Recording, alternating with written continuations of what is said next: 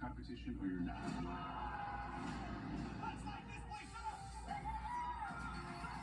What happens when the greatest rivalries in food battle head to head?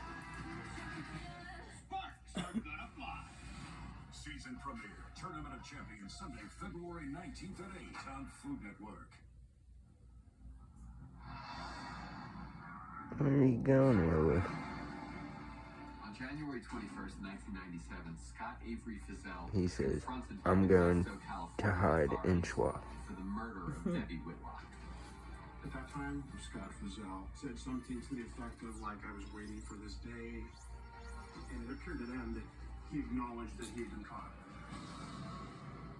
Fizzell is immediately arrested and extradited to California, where DNA samples are taken and compared to the samples found at the crime scene nearly 9 years earlier. Scott's blood and semen matched the test results from the foreign blood and semen at the crime scene.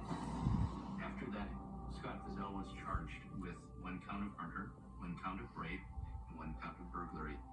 The news is quickly delivered to Debbie's loved ones, and it's a moment that they've been waiting for years. Jackie was the first one that got the call that said, "We've got him." Jackie had been right the whole time. Lucifer's gun in a blanket. And there were all kinds of people trying to prove that he was. Her intuition told her, he's not it. And she was absolutely right. Look, who's trying to get through the hole in my sleeve. Finding the killer. That's what gave us our answers.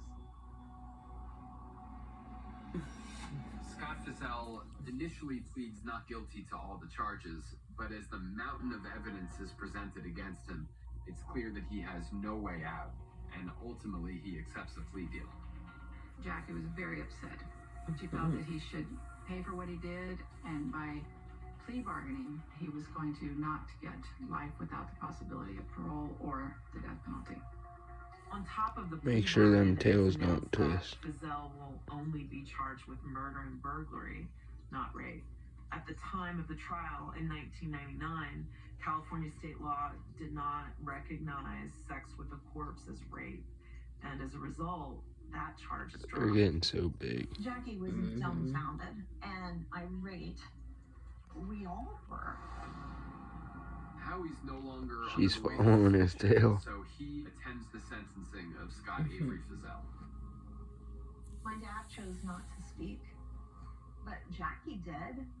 11 years after losing Debbie, Jackie stands up in the courtroom face to face with her daughter's killer, and she delivers a powerful impact statement.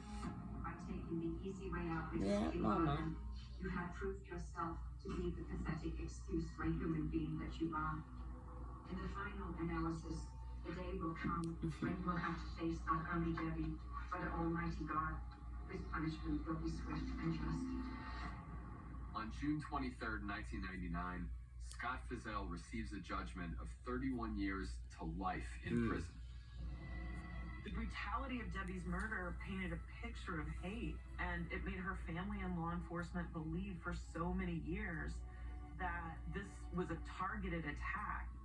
Instead, it took nearly 9 years to discover that this was a completely random act of violence.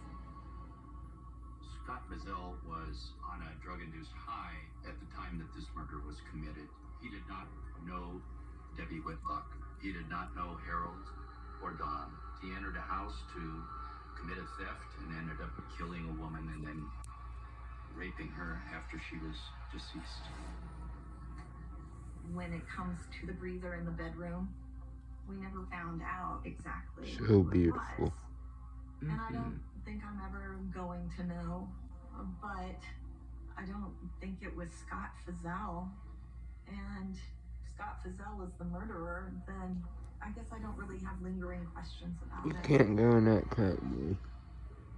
Because cases this brutal, where the killer is a total stranger, are pretty uncommon, unfortunately Debbie wasn't the only victim of this crime. Howie Whitlock had to endure nearly a decade of public shame.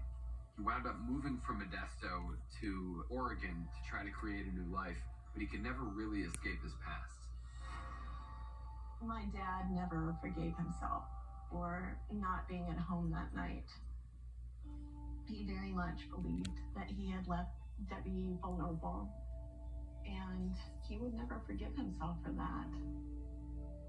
Howie Whitlock continued to struggle with guilt surrounding Debbie's murder, and sadly in 2001, his own journey comes to an abrupt end.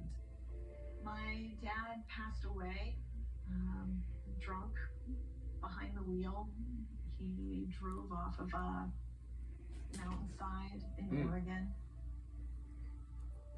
My sister has a very good life now. She is married, she is a mother, she has a loving, happy home.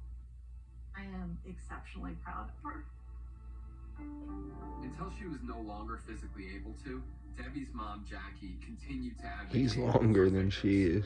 It was very important to Jackie to tell people not to give up. It doesn't matter that it's been 3 years, 5 years, 9 years. You can still find your answers. Look at her. I would like people to remember that.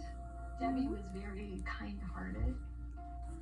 And much like her mom, you weren't going to be around her without being challenged to be a better version of yourself.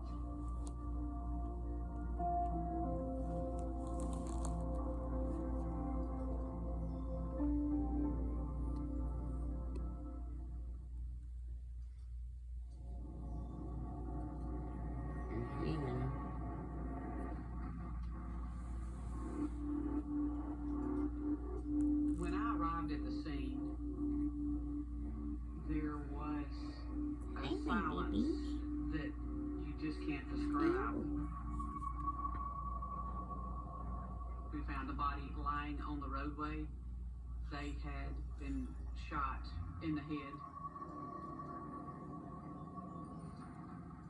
The other law enforcement officers knew this is bad. This is really, really bad.